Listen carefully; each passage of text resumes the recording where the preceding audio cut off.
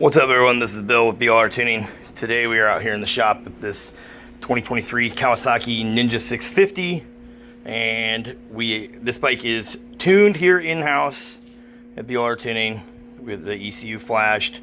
It has a high flow air filter, a Two Brothers racing exhaust on it, and she finally slipped the clutch a little bit, so we are doing the next step here.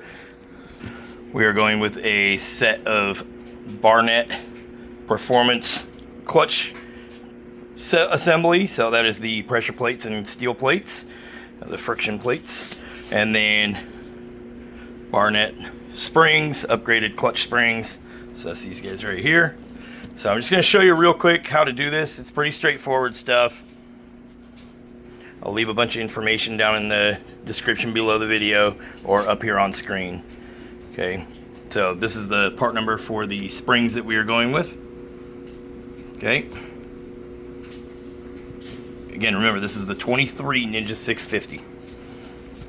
Okay, so on the older models, the same with like the Versys 650, the water pump and everything was a part of the clutch cover, so you had to drain your fluid. On the new 23 models, you do not need to do that. Okay, so you do not have to drain the coolant. So what you're going to do is do an oil change while you're in here. You're going to need to drain that oil. So you drain the oil, let that all drain out as much as possible. You can even leave the drain plug out while you're doing this. Let as much fluid out as possible. Get yourself an oil pan underneath.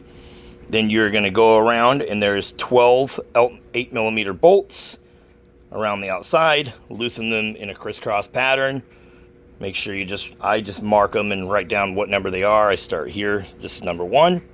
I go around number 12. Okay, then you can lay them out in order, and you can put the bolts right back in the hole they came out of. They are all the same. So if they get mixed up, it's not going to hurt you that bad. I try to use the same bolt in the same spot.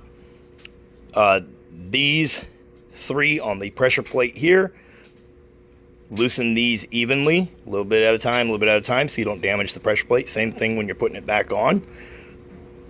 Make sure you tighten it down properly. I'll put the torque specs up on the screen for tightening it back down. And for these 8mm bolts out here, the clutch arm, there's this guy right here. So this is known as a clutch arm, plunger, that type of thing. So you need to loosen this nut and then back, so this can slide forward, and then when you pull back this rubber sheathing, you'll see the little cable on there. It slides. You can see there's a notch here. Okay, so this goes like this. Okay, so it needs to come forward and slide back. So do that first. That'll be your first step when you get over here, is to get this off.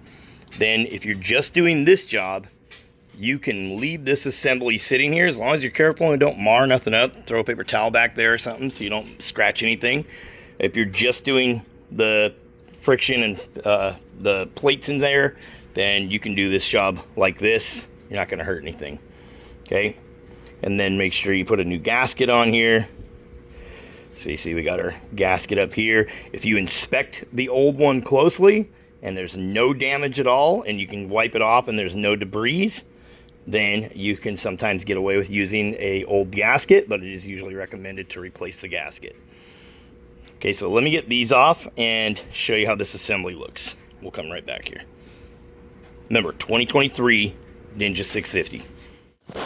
Okay, so when you're in here, just remember on this, what we're doing here on video is just the clutch plates itself. We're not removing the basket. Okay, so on this type of setup, when you see inside here, if these big washers come out, they are kind of beveled. They act as a spring. So on the back one, the bevel goes toward, so I guess the pointy part, you can kind of see it here. It's hard to show you, but basically they spring together. So the flat outer edge will be touching that back friction plate back there. That's part of the friction plate stuff.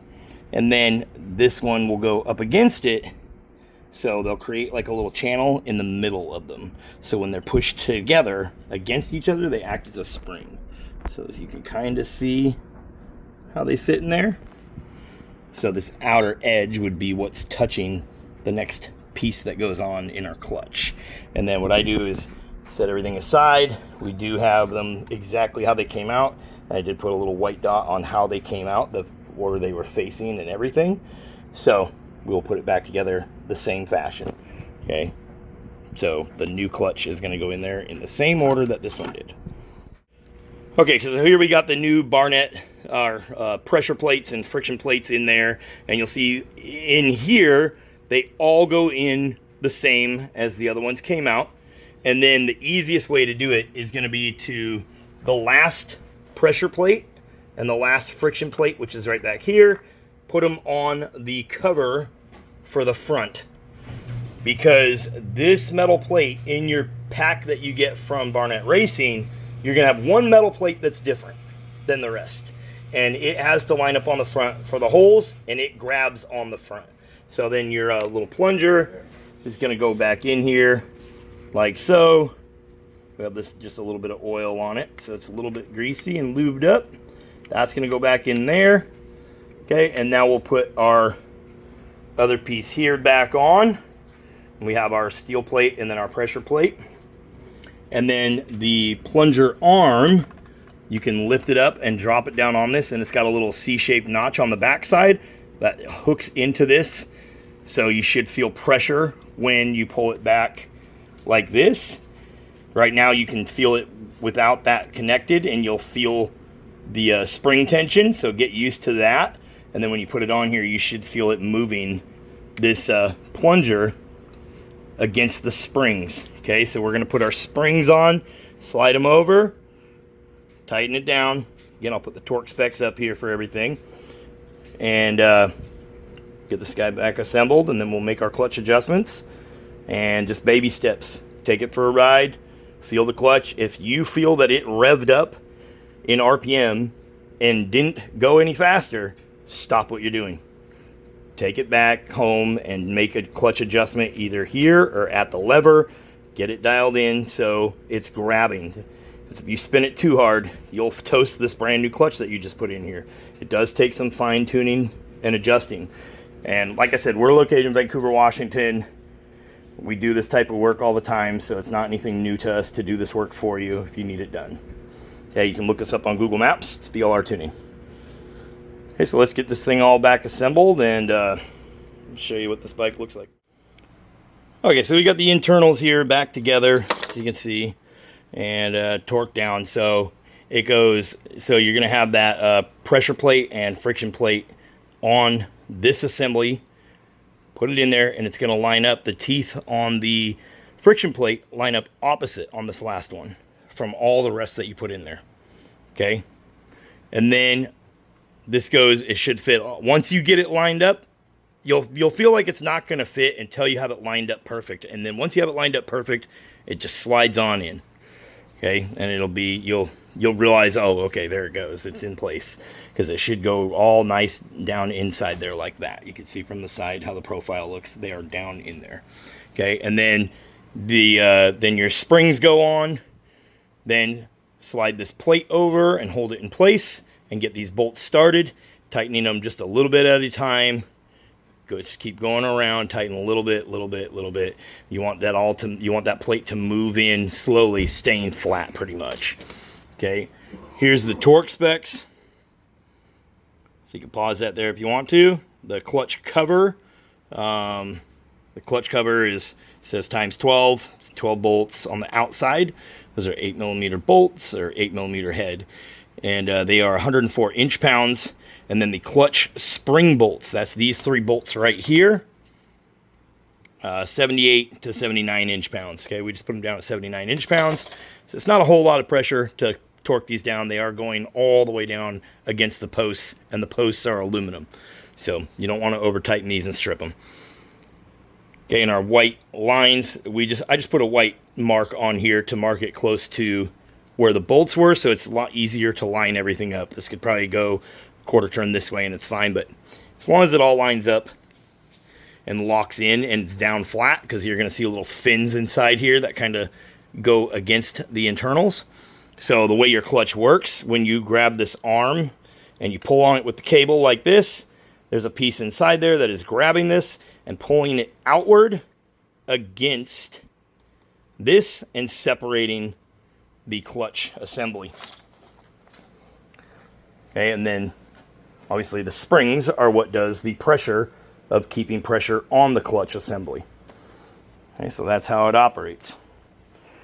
Okay, so we will get this cover back on. Remember, inspect everything. Make sure you don't have no dirt and grime around the edges. Make sure it's all nice and clean.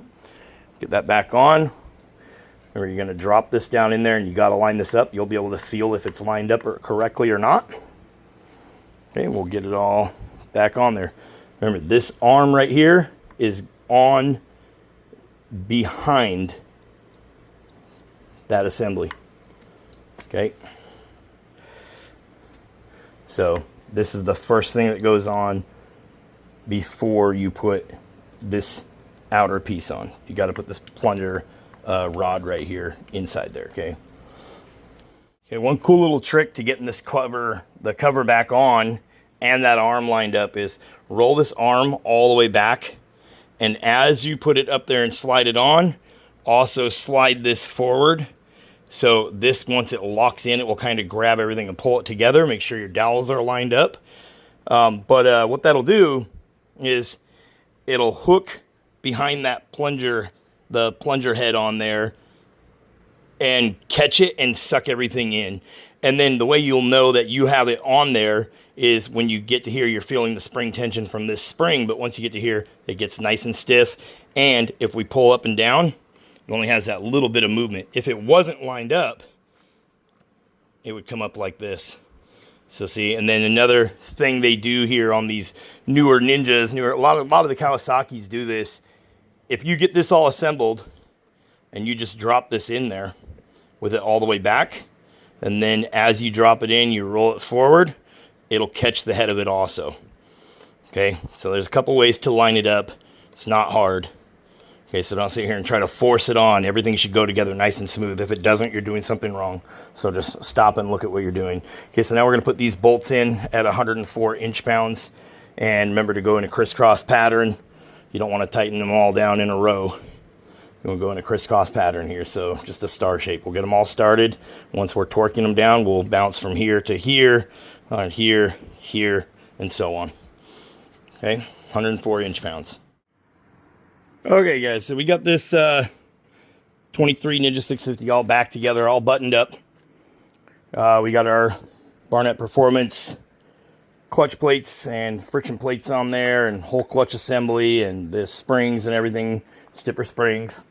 So I hope this video was helpful to someone.